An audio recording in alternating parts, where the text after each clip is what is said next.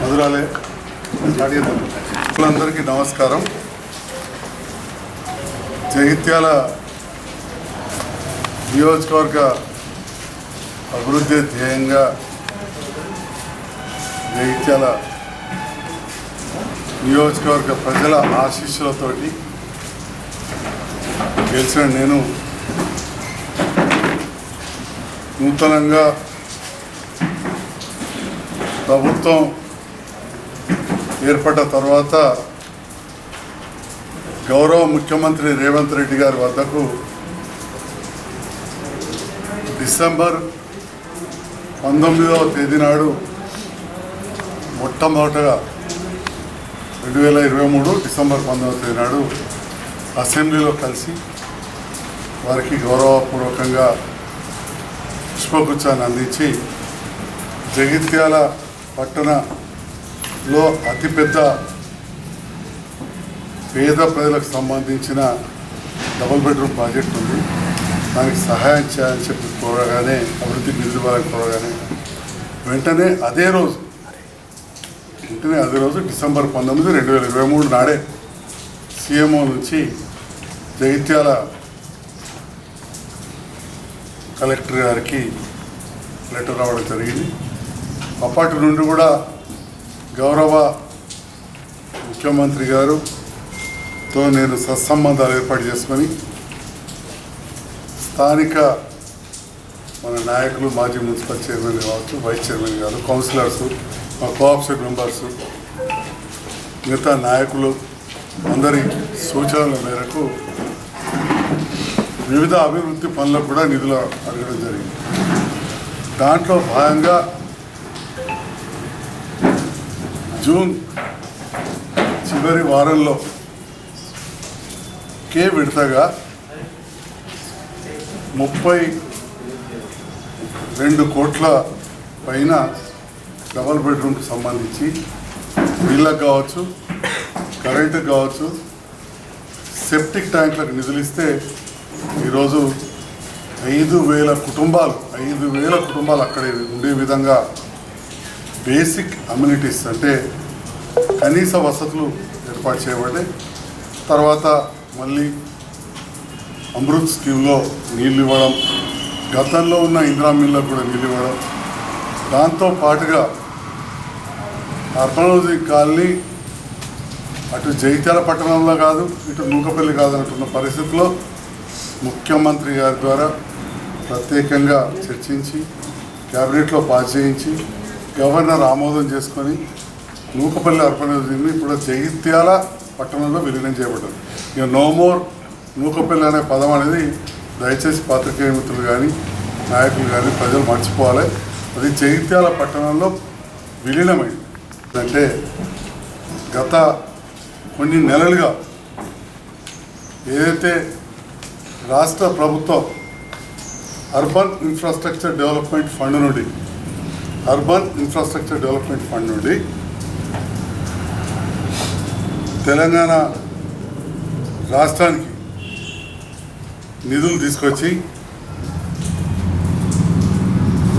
తెలంగాణ రాష్ట్రంలోని వివిధ urban local bodies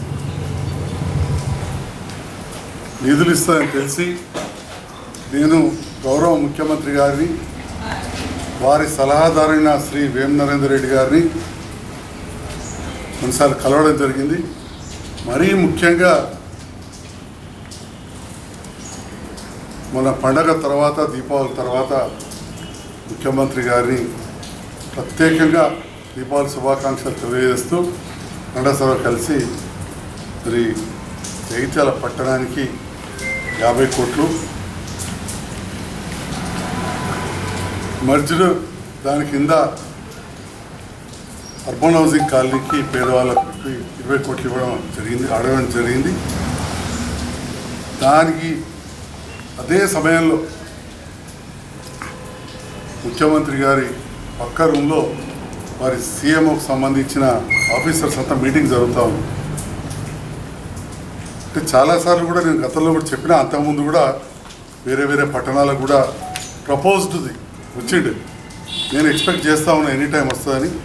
meeting జరుగుతుంటే వెంటనే వారి సలహాదారుకు మరియు వారి సహాయకుని చెప్పి ఇది ఫాలోఅప్ చేయమని చెప్పడం, నేను వెంటనే వెళ్ళి అక్కడున్న సీఎంఓకి సంబంధించిన శ్రీనివాసరాజు గారు, మాణిక్ రాజు గారు, ఐఏఎస్ సీనియర్ ఐఏఎస్ మరి కలవడం మీరందరూ కూడా చూస్తూ ఉన్నారు.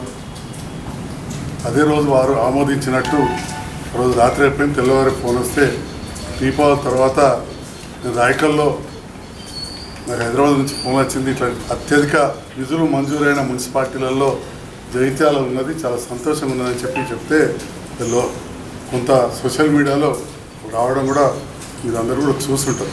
కానీ అధికారికంగా పత్రం రాంది నేను అధికారికంగా చెప్తే బాగుండదని చెప్పి నాకు చెప్పక మరి ఈరోజు పూర్తి స్థాయిలో వివరణ తీసుకొని జియో ద్వారా మన జగిత్యాల పట్టణానికి 62,50,00,000 రూపాయలు వచ్చినాయి. ఇది 8 ప్యాకేజీల కింద చేసి మొత్తం ఎస్టిమేట్స్ పంపని చెప్పి ఆదేశాలు కూడా అధికారులకు రావడం జరిగింది. అలాంటి సందర్భంలో జగిత్యాల పట్టణ ప్రజలందరూ కూడా నిజంగా ఒక శుభవార్త, శుభాకాంక్షలు తెలియజేస్తూ, అదేవిధంగా ఇంత పెద్ద మొత్తంలో నిధులు మంజూరు ఇచ్చిన గౌరవ ముఖ్యమంత్రి గారికి నేను జగిత్యాల జిల్లా ప్రజలందరి పక్షాన, ఎందుకంటే జగిత్యాల అనేది జగిత్యాల జిల్లాకే గుండకాయ, జగిత్యాల పట్టణ, నియోజకవర్గ మరియు జిల్లా ప్రజలందరి పక్షాన, మా నాయకులందరి పక్షాన, మీ అందరి పక్షాన కూడా ధన్యవాదాలు తెలియజేస్తాను.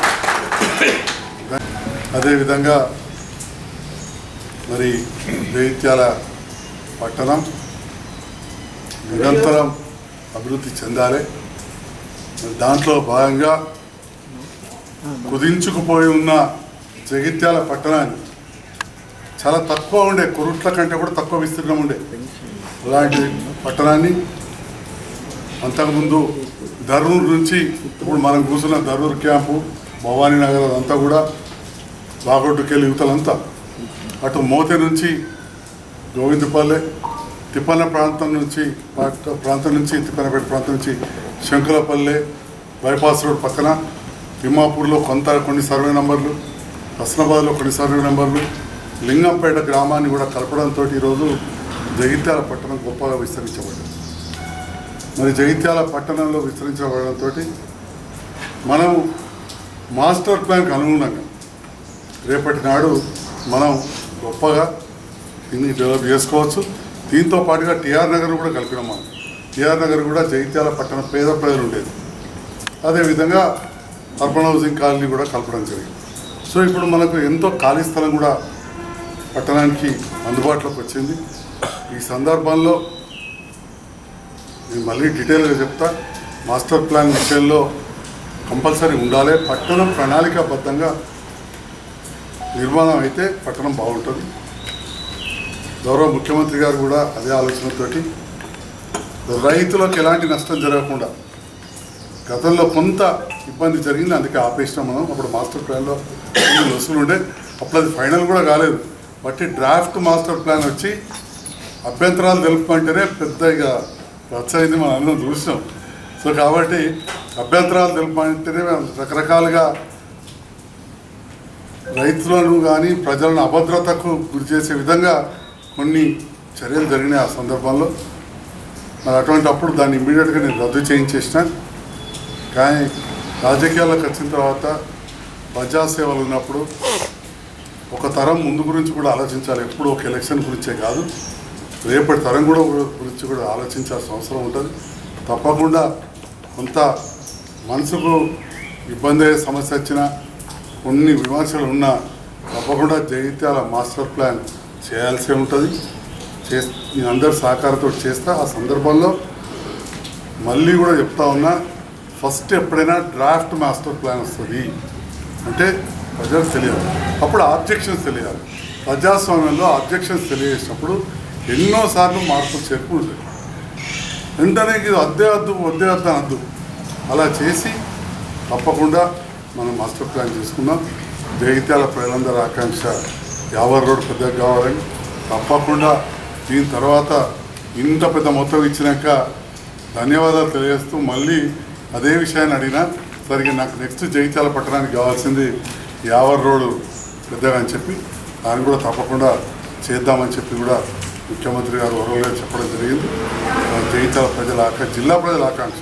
ఇక్కడ యావర్ రోడ్లు చాలామంది ఉంటారు, కానీ మాస్టర్ ప్లాన్ విషయంలో లేట్ అవ్వడం వల్ల ఇవాళ మనం చూస్తున్నాం.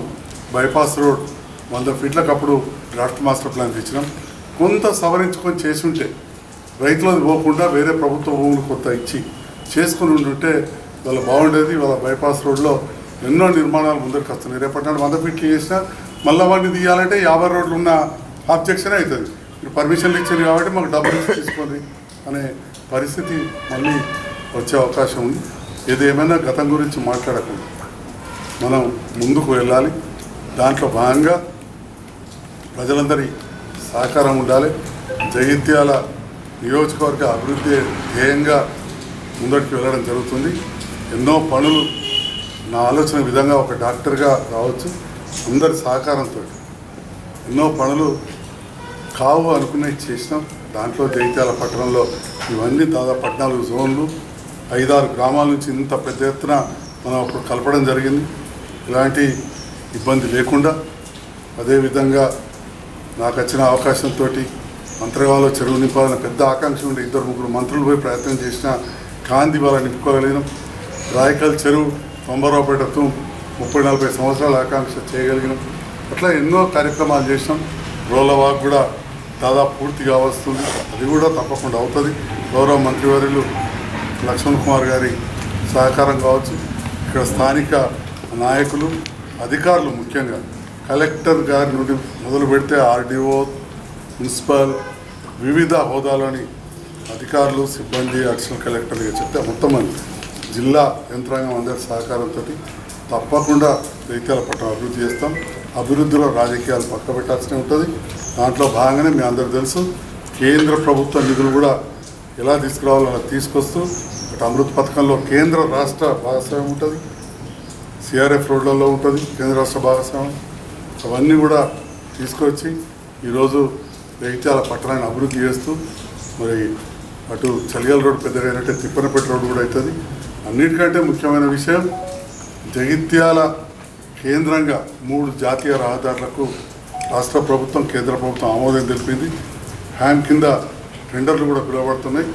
ముఖ్యమంత్రి గారి ఆఫీస్లోని అతి ముఖ్యమైన అధికారి శ్రీనివాసరాజు గారు కలిసి కనబడితే పిలిచి మరీ కంగ్రాచులేషన్స్ డాక్టర్ సార్ 3 రోడ్లు మంజూరు వచ్చినాయి. జస్ట్ ఒక 2-3 నెలల్లో టెండర్లు అయిపోతున్నారు. వాళ్ళు చెప్పి కూడా దాదాపు 2-3 వారాలు అయింది. మన సెక్రటరియట్లో కాలనొప్పితో నీటి కలిసిండే క్యాబినెట్ మీటింగ్ సందర్భంలో నేను వెళ్ళినప్పుడు కలిసి తప్పకుండా ఇవన్నిటి ద్వారా జగిత్యాల పట్టణం బ్రహ్మాండంగా అభివృద్ధి అయితే దాంట్లో అందరి సహకారం ఉండాలి. తద్వారా మౌలిక వసతులు పెరిగి వ్యాపారాలు కావచ్చు, విద్య కావచ్చు, వైద్యం అన్ని రంగాల్లో జగిత్యాల ఒక కేంద్ర బిందువుగా మారబోతుంది. అలాంటి కేంద్ర బిందువుగా మారబోతున్న జగిత్యాల పట్టణ అభివృద్ధికి 62,50,00,000 ఇచ్చిన సందర్భంలో ముఖ్యమంత్రి గారు ధన్యవాదాలు తెలియజేస్తూ ప్రతి వార్డుకు కూడా ముఖ్యంగా పేద ప్రజలు నివసించే ప్రాంతాలు గతంలో కొన్నేళ్లుగా ఇండ్లు కట్టుకొని రోడ్లు డ్రైన్లు లేని ప్రాంతాలకు డ్రైన్ కావచ్చు, రోడ్ కావచ్చు, కరెంటు వసతి ఖచ్చితంగా వచ్చే విధంగా చూడాలి. మొన్న కొత్త ఎక్కడో ప్లాట్లు పెట్టి కట్టిన వాటికి తర్వాత ఫేస్లో చేద్దామని కూడా చెప్పినాం. ఈ రకంగా చేస్తూ ఇంకా ఇంతే కాకుండా 15th ఫైనాన్స్ కావచ్చు, జనరల్ ఫండ్ కావచ్చు, స్టాంప్ డ్యూటీ ద్వారా వచ్చిన ఫండ్స్ కావచ్చు, ఇవన్నీ కలుపుకుంటే దాదాపు 140 కోట్ల పైన రూపాయలతోటి పనులు ఈ సంవత్సర కాలంగా మొదలై ఇంకో సంవత్సరం లోపల పూర్తయితే తెలియజేస్తుంది. దానికి ఎవరినైతే అన్నారో వాళ్ళని అడిగితే బెటర్, ఎందుకంటే నాకు తెలియదు దాని విషయం ఎక్కువ. అది ఎప్పుడో నేను పుట్టక ముందు 10 సంవత్సరాల ముందు విషయం అని చెప్తా ఉన్నారు. పెద్ద మనిషి అన్నాడు కాబట్టి దానికి జవాబు ఏంటంటే కబ్జా చేసిన వాళ్ళు చెప్పుకుంటారు. ప్రభుత్వ పరంగా కబ్జా, ప్రభుత్వ భూమే కానీ కబ్జా అయితే ఖచ్చితంగా దాన్ని తీసుకోవాల్సిందే ఉంటుంది. ఆ విషయంలో నా దృష్టికి కూడా వచ్చింది, చూసిన మీరు కూడా అడిగారు. నేను కూడా కలెక్టర్ గారిని ఎంక్వైరీ చేయమని చెప్పాను. 10 ఏళ్ళ కింద వచ్చి నేను నన్ను అడిగే వాళ్ళు 40 ఏళ్ళ కింద నుంచున్న వాళ్ళని ఎక్కువ అడిగారు కాబట్టి సో అది అధికారులు ఖచ్చితంగా దానిపైన ముఖ్యమంత్రికి లెటర్ రాసింది నేను చూసినాను. అంటే వారు తమ నిర్ణయం తీసుకుంటారు, పరిశీలిస్తారు. ఆ పరిశీలనలో నా సహకారం అవసరం ఉంటే తప్పకుండా